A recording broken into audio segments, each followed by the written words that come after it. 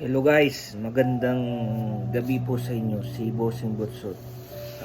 Pag-uusapan natin regarding po dun sa dashboard kung bakit daw nagkakaroon ng ilaw doon sa dashboard daw, kung bakit daw. Mga guys, ang isi-share ko po sa inyo kung bakit lagi nagkakaroon ng mga mga ilaw sa dashboard ay nagkakaroon ng mga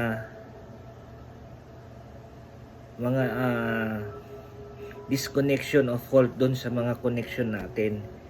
Yung mga guys, yung isa pa pong kung bakit nagkakaroon ng ilaw doon sa dashboard natin mga guys, yung naglo-lose connection po doon sa mga wire, ganun mga guys. Pero kadalasan guys, hindi naman mga guys na kusa na nagkakaroon ng ilaw yung dashboard natin. Alam nyo kung bakit nagkakaroon ng ilaw dyan? Dahil po doon sa tinatawag nila na throttle body mga guys. Ang na-encounter ko, lahat ng mga sasakyan mga guys, yung iba daw nagsasabi tatanggalin daw yung tinatawag nila na oxygen sensor. Guys, yung oxygen sensor kasi yun lang po yung nagbibigay ng cause o yung nagbibigay ng kung kailan magkakaroon ng kung yung mga guys, yung sensor natin. Siya lang yung nagbibigay ng flowing, kung sasabihin niya ba itong langis na nasusunog ba at papunta doon sa carbon monoxide mga guys. Yun po yun. Hindi po yung cause yung sinasabi nila daw lagi daw doon sa sensor, mga ganon. Maraming sensor mga guys.